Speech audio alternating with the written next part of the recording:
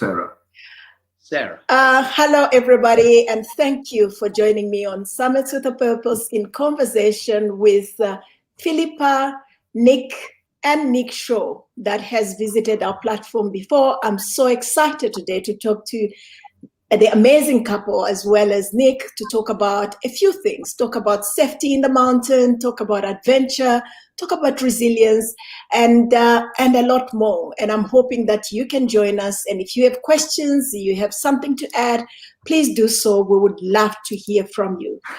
And ladies and gentlemen, welcome to Summits with a Purpose. Philippa, how are you doing? And can you tell everybody who you are and a little bit more so that they know who we're talking to today? I'm Philippa really, and I was a jockey and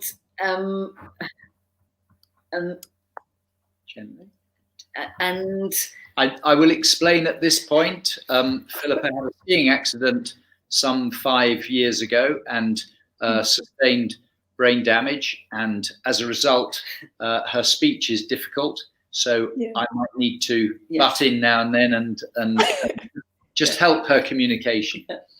Yeah. Absolutely fine. Thank you.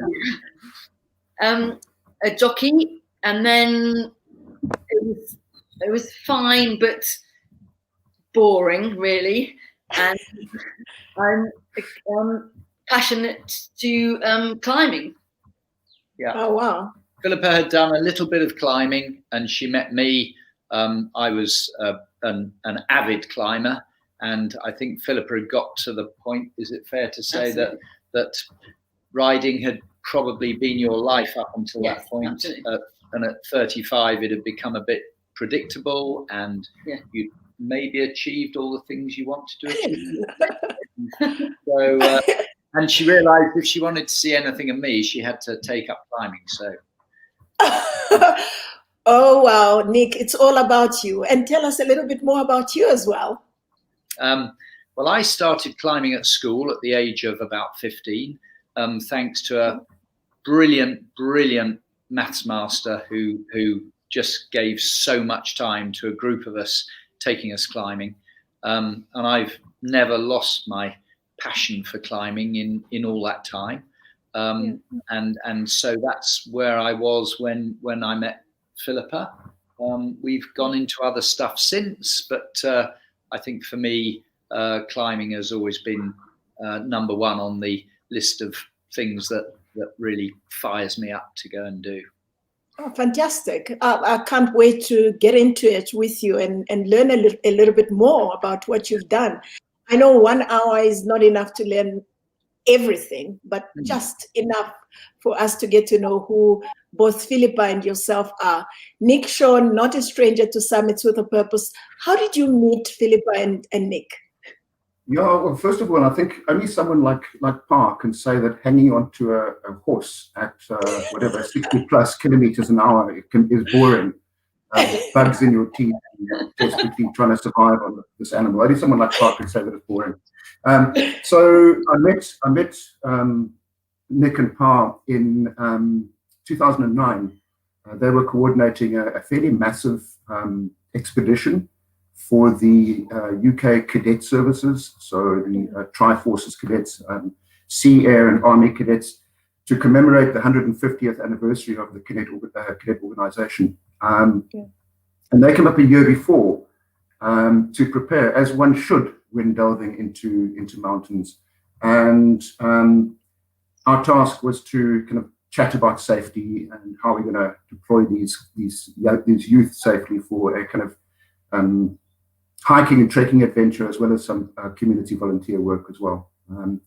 And so we drove up to Sani Pass and we hiked up to the top of Tabalantlanyana, which, as I'm sure you know, is the highest peak south of Kilimanjaro. And we had a lovely time. But as I mentioned earlier in our quick chat, Nick was most concerned about my choice of breakfast, in that I was eating ostrich biltong in the morning, and subsequently it's come to power some of your further adventures, Nick.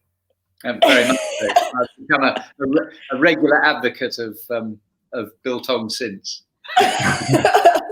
That's a good one. Did you guys have a beer at the highest pub out there? I think we did. Yeah. I've had a couple of beers, I think. A couple of beers. I can believe that. So Nick, you were very modest in your introduction. I read up on you based on the bio that you sent to me that you were in the Royal Marine. And I just want to look at that, the discipline that comes with Marines. How has that supported your appetite for climbing? I think it's probably complemented my appetite for climbing. If you are a climber, particularly a mountaineer, as you well know, Sarah, to be, and I use the word carefully here, to be a successful mountaineer, and I class being a successful mountaineer as being a mountaineer who is comfortable with mountaineering and enjoying mountaineering. It doesn't matter what, for me, it doesn't matter what you climb. It's enjoying that, enjoying that passion. I think to enjoy mountaineering, you need to be able to accept hardship, and that is part of the training in most of the armed forces. Certainly in the Royal Marines, you need to be able to accept hardship, and whilst not looking for extra hardship, you're accepting the hardship that's there, and it just becomes part of life. And mountains are the same. To enjoy being in the mountains, I need to accept that a lot of the time it's not actually terribly enjoyable, but it will be. Waking up or not sleeping through the night in a tent at altitude, and then having to get up and work hard in the cold is unpleasant in anybody's eyes, but the reward at the end of it is well worth it. Absolutely. I couldn't agree more. I just want to go back to Philippa. 15 years after being a jockey, you said it was boring and you went into climbing. Apart from the fact that you met the man of your dreams in the climbing world, why would you move from jockey to climbing? Why not swimming, sailing, or anything else out there?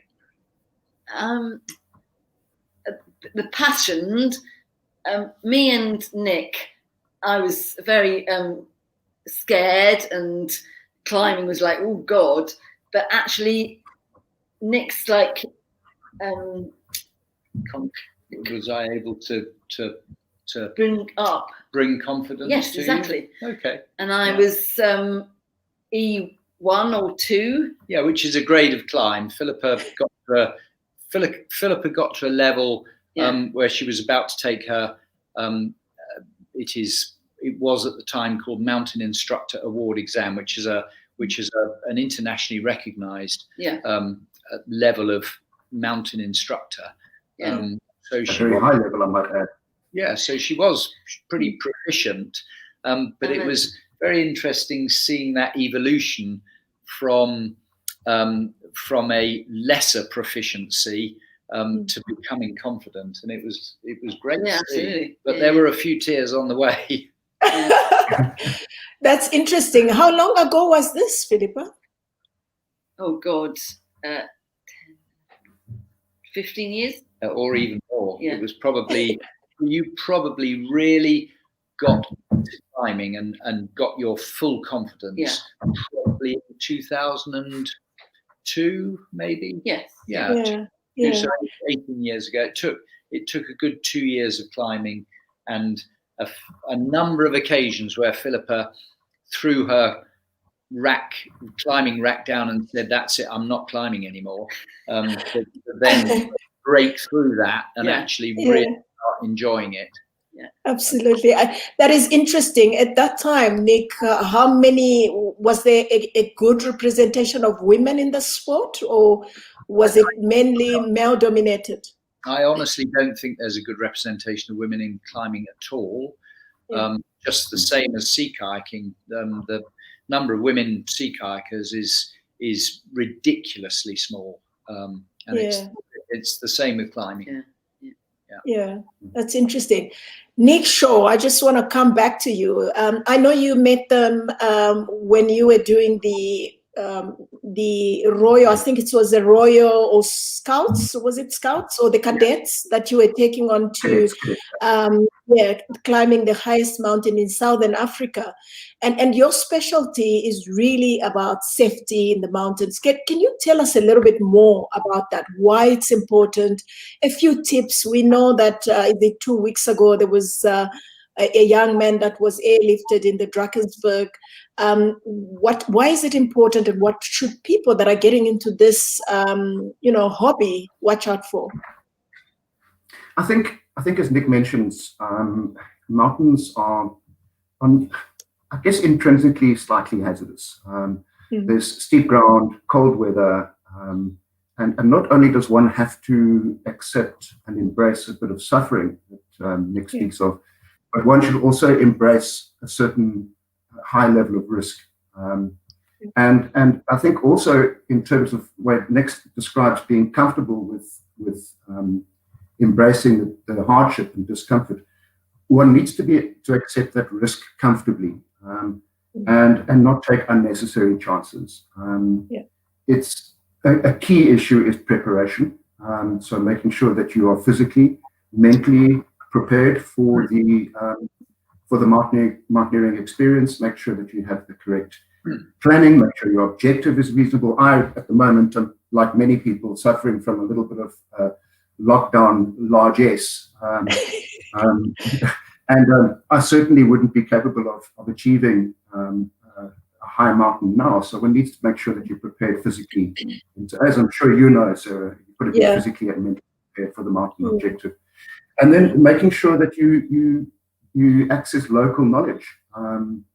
A couple of weeks ago, the day before that man was rescued in the berg, I happened to be running a training course, a mountain leadership training course, as you know, at one of the points of the Drakensberg.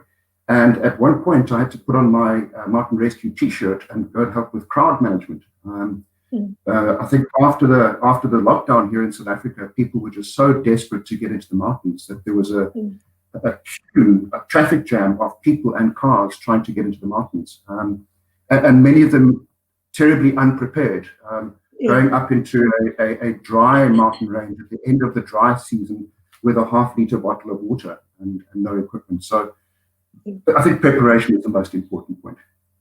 Yeah. That's interesting. I agree with that. And I see Nick is nodding as well. I want to come back to you. In 2003, I believe you led the Royal Navy on an Everest expedition. What an honor. And I actually am so excited to be in your presence at this point. And I know during this expedition, you were actually awarded the Royal Human Society Bronze Medal for rescuing some people on that big mountain. Tell us a little bit more about that. What happened? What was the experience like? Why you leading, the expedition? Is it because you were an avid climber at the time, or you in the right place at the right time? Tell us what you can share.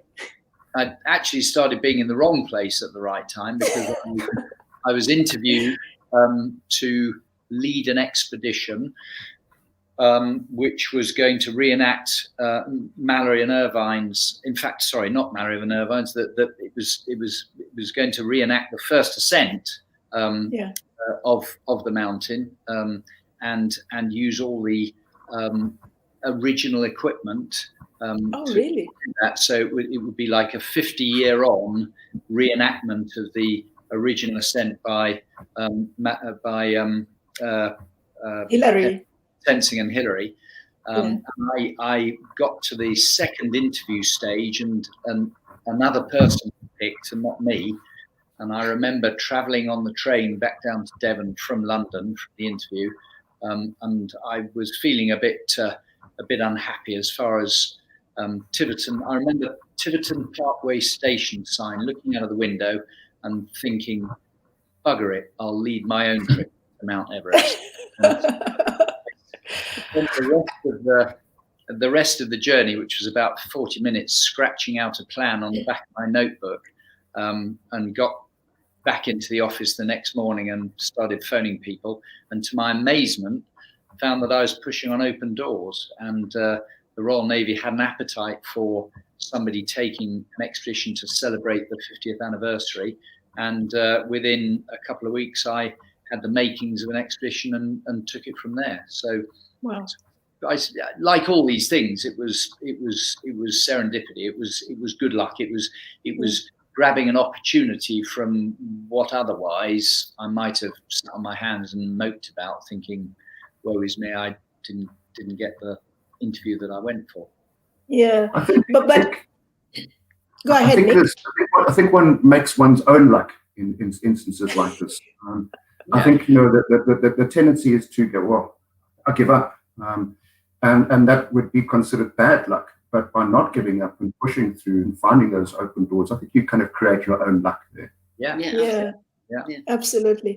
One of the reasons I was so excited to talk to you, Nick, when I started looking into Everest, there was all this negativity, especially after 1996, about people leaving other people on the mountain. And I said, I actually named the first expedition Ubuntu expedition, taking humanness up there.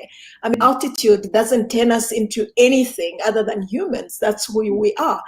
And I got excited about the fact that you actually gave up your summit bid to rescue others. Can you tell us a little bit more about that? How did it feel? Was it a difficult decision to make? Was it just the right thing to do?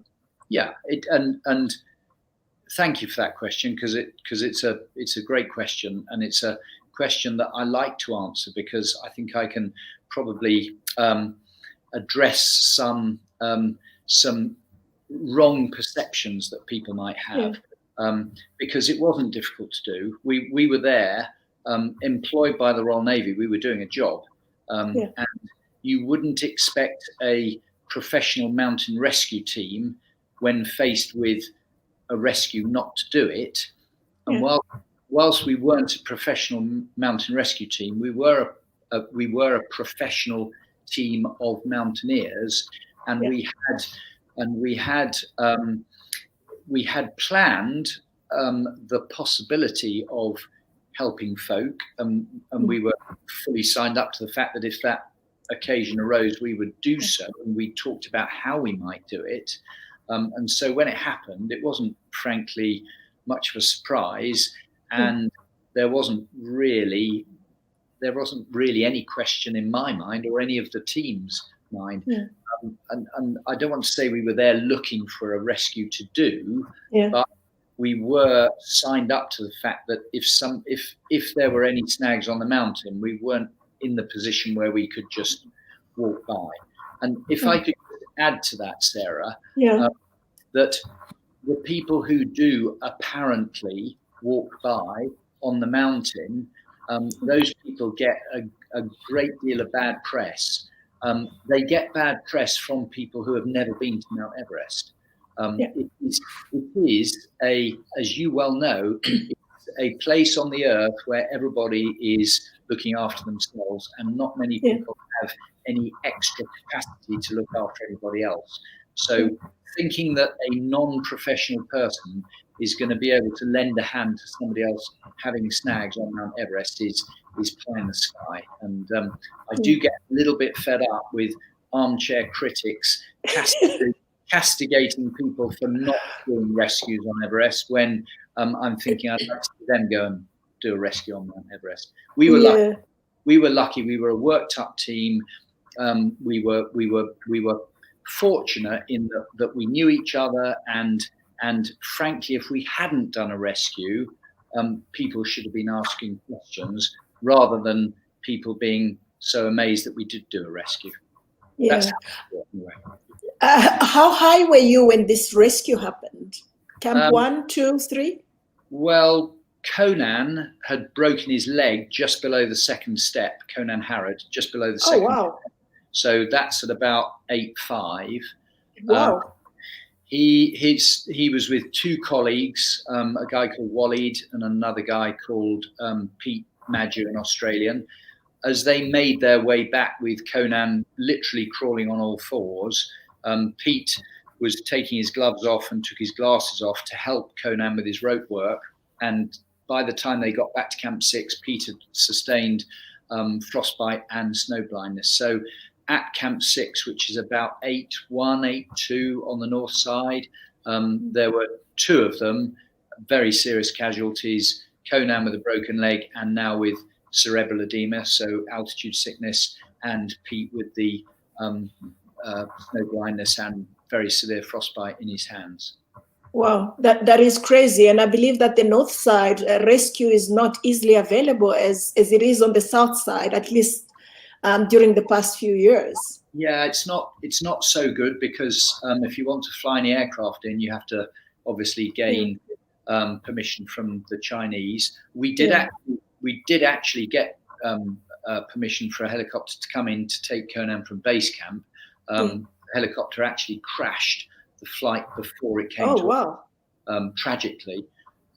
But yeah, it is more difficult on the north side. Yeah. Wow, have you written a book about this? I need to talk to you a little bit more. I'm too busy. Too busy. Wow. Too busy in a sea kayak. I think you should. Let me go back to Philippa. Philippa, once again, girl after my heart, farmer, climber, and I believe you now doing kayaking as well. Yes. I know that you've had 2 major accidents. The first one on the farm.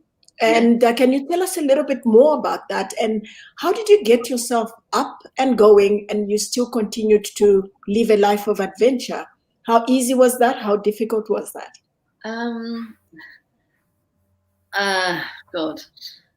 The tractor and the deer farm, and I was the tractor and me and the bales. And so a bale of silage, which is, they have them in this country, big black bales of compressed wet grass that weigh about a ton. Yeah. And Philippa was... I was hurried, and then my... the bale being round, Philippa took a shortcut she took a shortcut basically, and it backfired and rolled onto her and pinned her in a kneeling position for about, how long? 5 hours. Yeah. What? 5 hours? Wow, that's a long time. Yeah. Yeah. How did that affect your climbing? I mean, for how long did you have to recuperate? Did you get back into climbing? Do you climb now? Yes, absolutely. But 2, 3, 4, 5, 6 months ago. Yeah, 6 months it took probably to walk without sticks. Yes. Wow. And I was, Nick said, come on, sea kayaking is good. And I was passionate about that, really. Yeah. It was a case of, well, we can't climb this summer, so what are we going to do? And I naively thought that in a sea kayak you just sat in the thing and waved your arms about, because I'd never really done that. And so we got 2 sea kayaks and took it from there, really. It was a case of the blind leading the blind, because I didn't know anything about sea kayaking, neither did Philippa. Yeah. And I think back now to the things that we did and think, blimey, how did we get away with that? But that is amazing. Thank you for sharing that. Nick, I want to come back to you and just bring it back home again. For people that are going in masses and maybe not well prepared for the climbs and so forth, whether it's in the Drakensberg, what tips would you give them to ensure that they are rescued when the need is available? Because I know some people just go through the parks without registering, and anything that you can share to ensure that we are able to enjoy the outdoors safely in masses. Yeah, absolutely. It's an excellent question. Every mountainous area in South Africa is different in terms of its access and its rescue procedures and so on. And so once again, the preparation of knowledge, of finding out what the local systems and structures and telephone numbers are before you go is crucial. But I think I want to take a step back. I think the objective is to try not to get rescued. And but by the time a rescue happens, it's kind of too late. And I have been rescued. I must put my hand up at this point and say that I have been rescued. So have I. There we go. And there we go. So, and I think that is because we sometimes push the envelope a bit too far, and we take risks that are perhaps we haven't prepared for. So, step one, try not to get rescued. Step two, find out what the local structures are, and preparation. I just keep coming back to this idea of setting your objectives reasonably, knowing when it's time to turn back. So if you're finding that the particular mountain mission you're on is putting you or increasing the risk, then don't be afraid to turn back, turn around, come back. And then check the boxes, come back to preparation. That's the key. Yeah, absolutely. I couldn't agree more.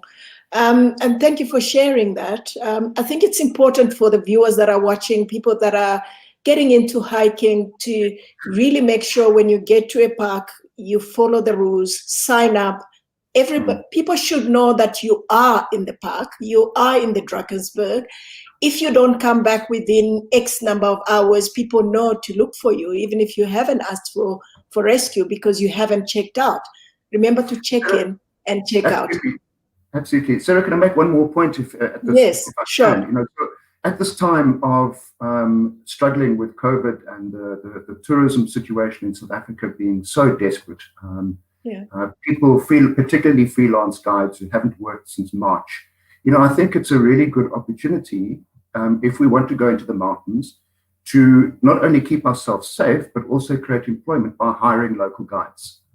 Absolutely. So there are brilliant guides. We had Z on this platform a couple of months ago. I was with her last week at the Drakensberg. There are some fantastic guides who can make your experience richer by telling local stories. They can keep you safe, and they can help in a situation where you need it. So maybe that is one of the best ways to avoid being rescued is to find a local guide and give them a job for a day or two. Yeah, absolutely. I also can confirm that. I once used a guide in the Drakensberg, and they took me off-road to some curves that I wouldn't have gone to because it's not on the map, and showed me some ancient writings and stuff like that, and they've got stories about it. So try and use a local guide to see how beautiful it is and see all the gems that you otherwise would miss if you try and do it yourself. DIY, not when you're just starting out. You may need rescue, unfortunately, because of that. So let me go back to Philippa and Nick. Resilience is really a big thing. It's something that is called upon on us now with COVID-19. This is a curveball that none of us expected. But if I look at some of your accidents, especially Philippa, the farming accident and subsequent, accident that you had, which affected your brain, as you mentioned, how do you get up? Maybe tell us a little bit more about that. Nick, were you with her? What happened, and how did she recover so quickly and still is able to do more? My mom and dad, my mom and me is cup half full, and my dad is cup half empty. Half empty. My mum and me is smiles and laughters and come on, it's fine, don't worry, and it's brilliant, really. Yes, Philippa does very much have an ability to focus on what she can do rather than what she can't do. Yeah. Wow. I've seen her recovery pathway from two almost fatal accidents, and on both those journeys, Philippa has been very good at looking at the things she could do and the ways of doing things differently, rather than focusing on all that stuff that she can't do. And climbing with Philippa yesterday on a climbing wall in Exeter, Philippa was as passionate about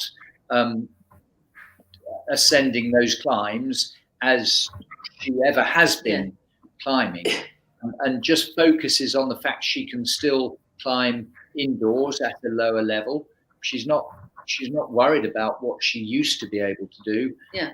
For Philippa, that is entirely irrelevant, and is brilliant, because if you can adopt that attitude through life and regard what's gone as maybe something to learn from, but in terms of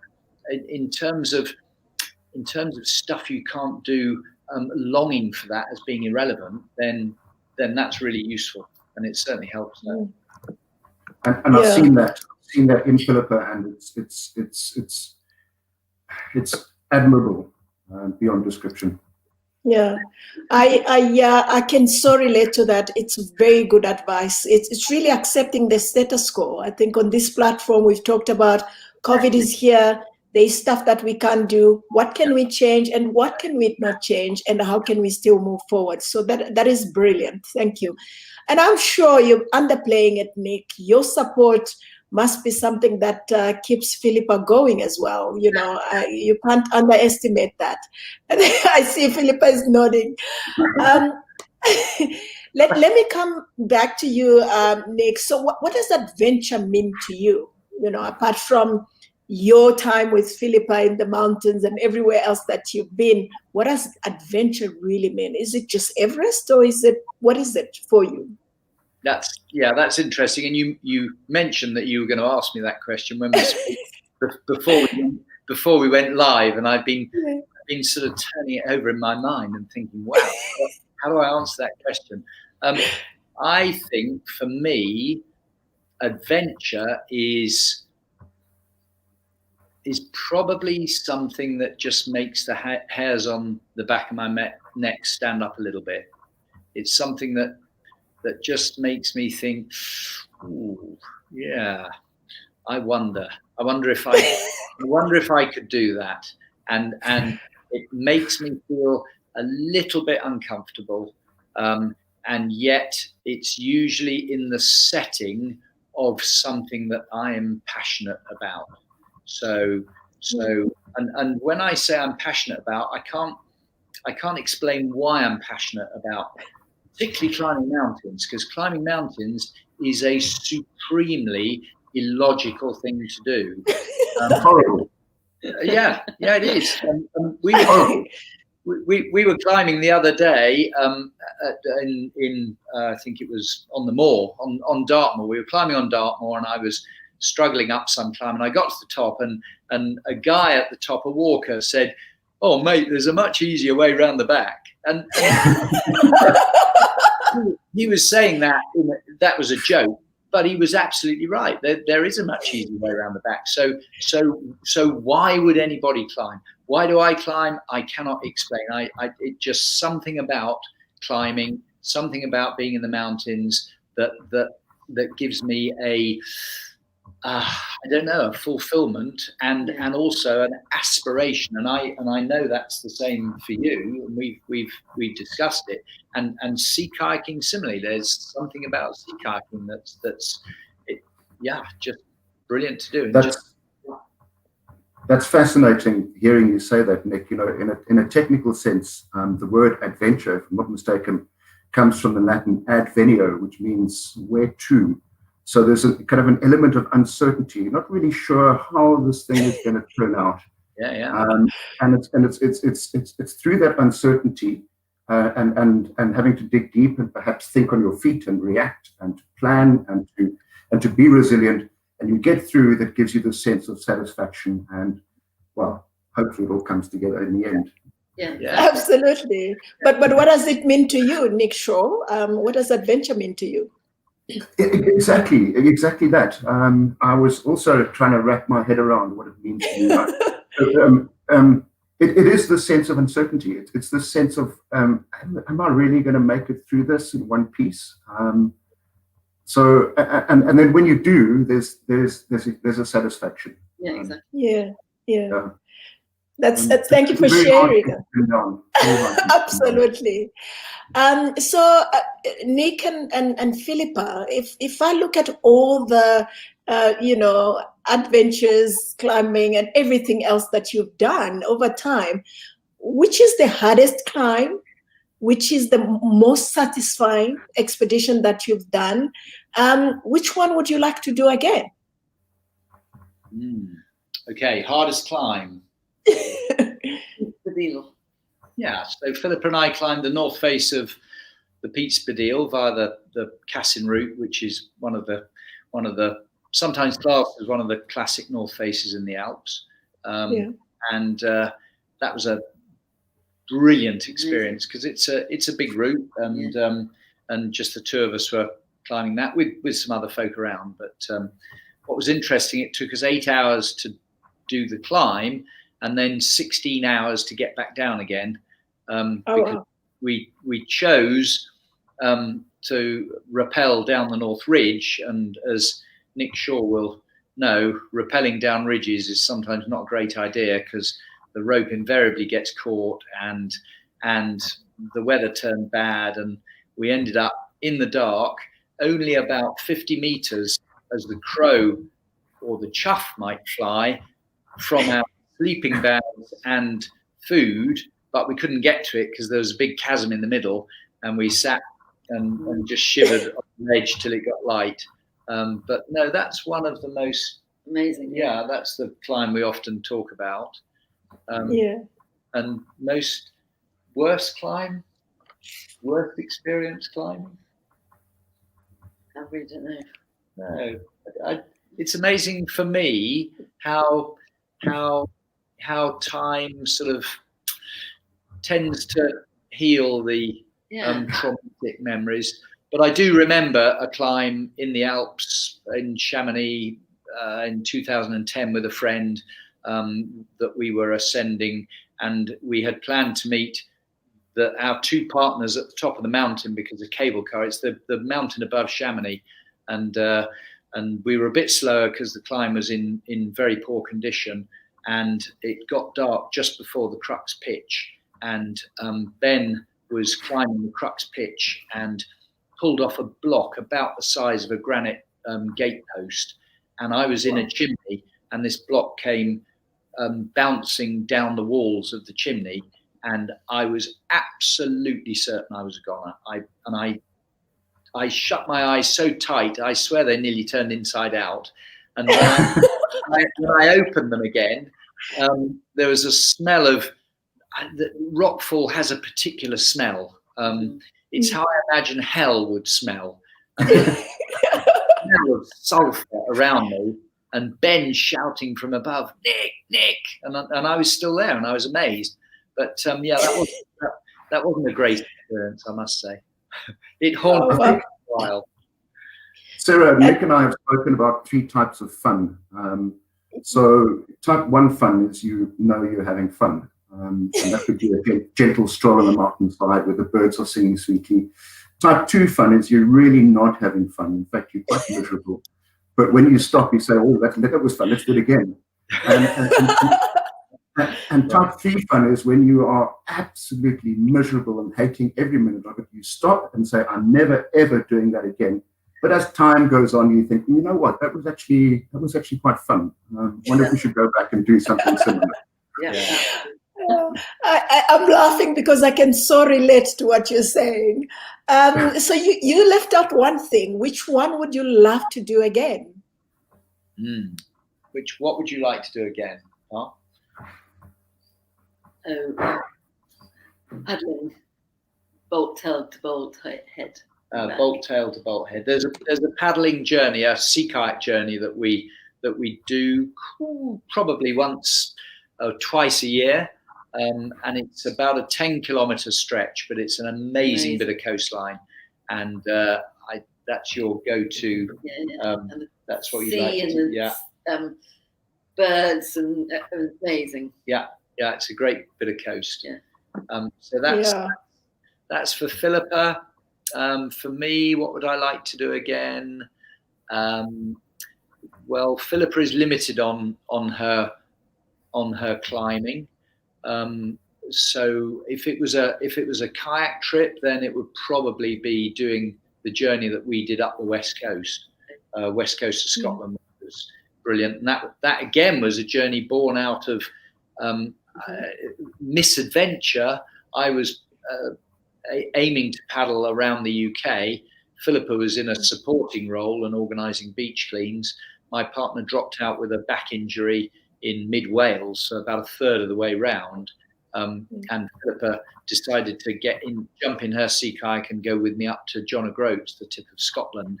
And despite the fact I said, nice idea, love, but it doesn't really work that way because you haven't been in a boat for months.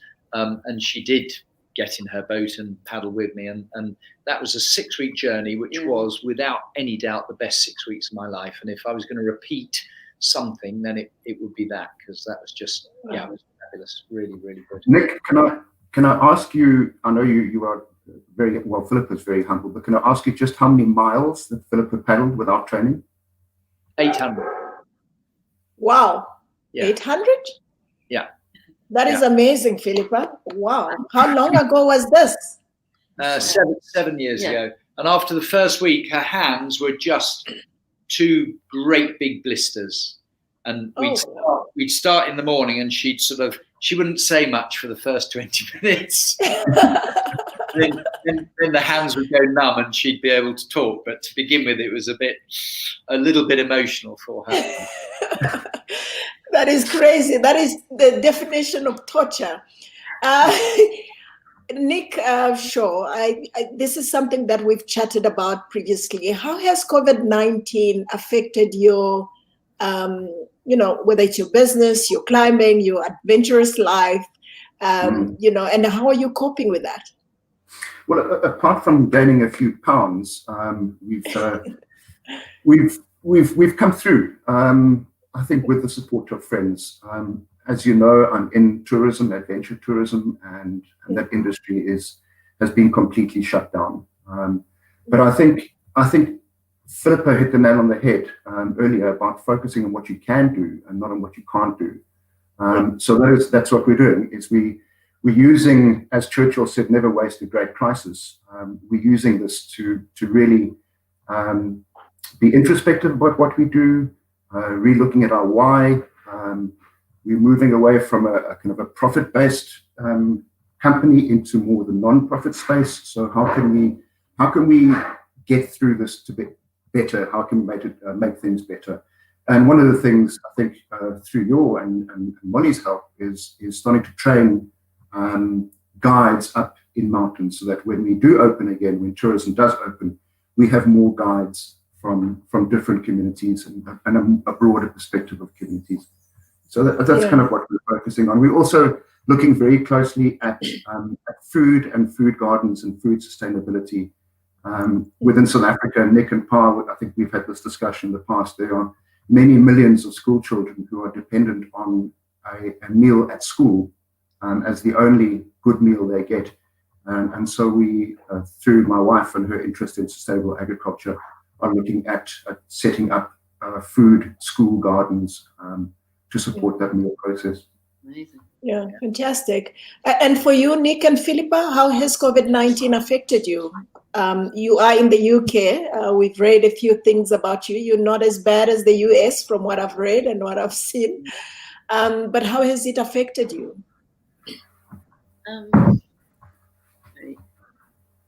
I think we both discussed this.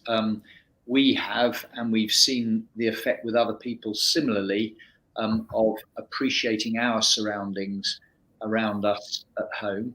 We've spent a lot of time cycling, for example, and just discovering lanes around us that we'd never been on. Corners of Dartmoor and corners of South Devon that have been delightful to explore. And we've enjoyed doing that. And I, for me personally, enjoyed being in the moment more, because I haven't been traveling so much, and I haven't been planning doing things hundreds of miles away so much, because I haven't been able to go hundreds of miles. I've just been in and around home, and that's just been lovely. It's been a real, for me, and I think for both of us, it's been a real a reset. Yeah. A reset around what's really important. But that's the man, 80 years old. 80 years old. The bike is like up a very Nick. Is this a cyclist? Yes, but like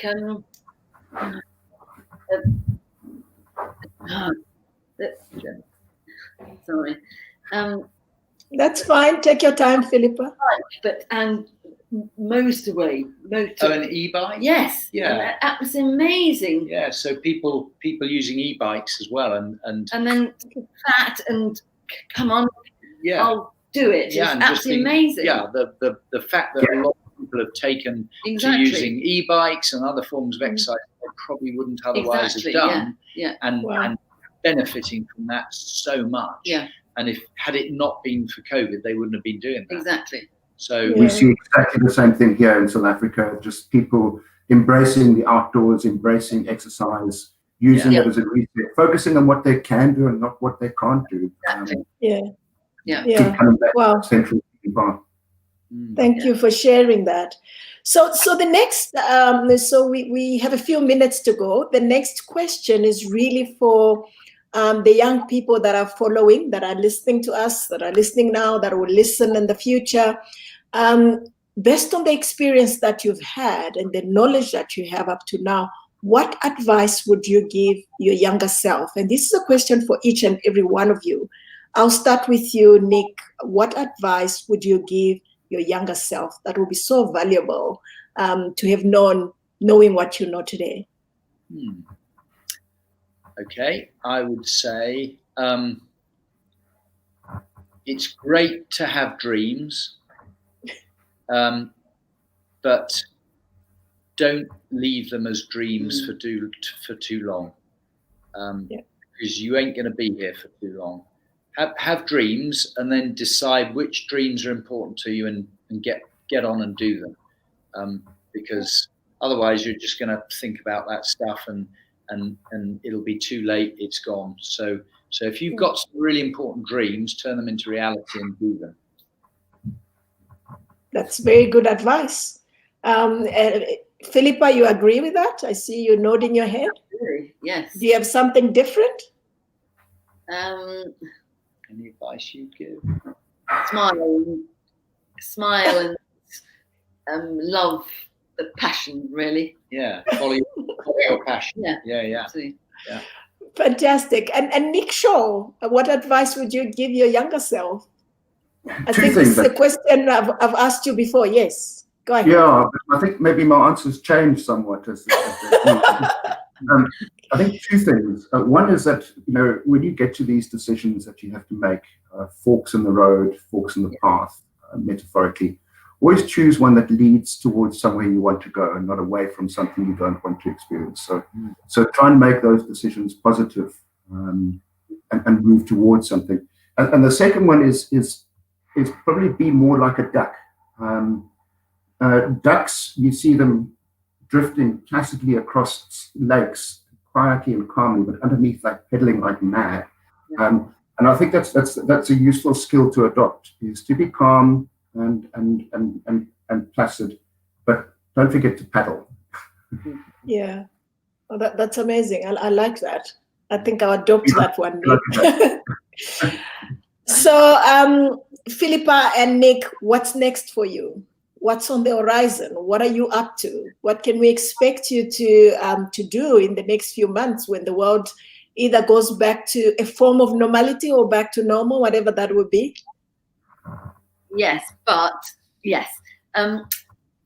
COVID is hopefully going to tail off or get managed. Yes, but global warming is climate change. Horrible, and go for it.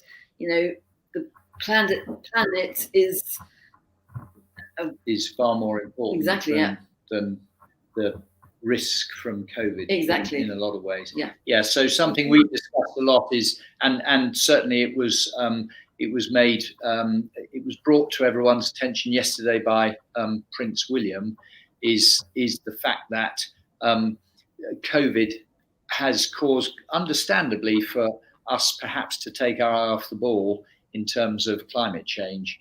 And I think something that we've spoken about is that we will continue following Philippa's passion to bring to people's awareness the plastic in the ocean, the unnecessary use of carbon, all that sort of thing. So it's really hopefully redoubling people's efforts in that direction. Yeah, fantastic. And yourself, Nick? What's next? Yeah. Oh, sorry, which Nick? There's two of us. It's Nick. Okay, I thought Nick Arding had done. Do you still have something that you're going to do next that's different from Philippa? Not particularly, no. I'm in support of that, but I might do a bit more climbing next year rather than sitting in a sea kayak, possibly. I think, Philippa, you're on your own. I see where this is going. Nick Shaw, what's next for you? Many things are next, and continue to make those hopefully those positive decisions. But one thing that I would really like to do is to go cycling again with Nick Arding and Philippa, because we've had two very interesting experiences cycling together. Once we're both keen cyclists, and once I was in his neck of the world, and he, I think as a practical joke, took me on a technical mountain bike ride on a bicycle that was actually more, it was a piece of farming equipment. It was it literally was it had no brakes, no cleats, no suspension, gears didn't work, and he took me on an epic ride and completely broke me. But then kind of resuscitated me with some cream tea. Followed by beer. Yeah. And then so to get him back, I encouraged him to, and his son James, who I'm very fond of, encouraged them to come with me over to Badantanyana with mountain bikes. And so we carried our bicycles about 10 to 15 k's on top of a mountain and then rode down the other side. I think I did succeed in breaking Nick, but I also broke myself in the process. So I'd really like to go riding again with you sometime soon. That'd be good. That'd be very good. That is interesting. So, Philippa and Nick, if people want to follow the work that you do, whether it's looking at global warming or just your adventures, where can they see what you're doing? Do you have a website? Do you have anything that people can follow, or social media?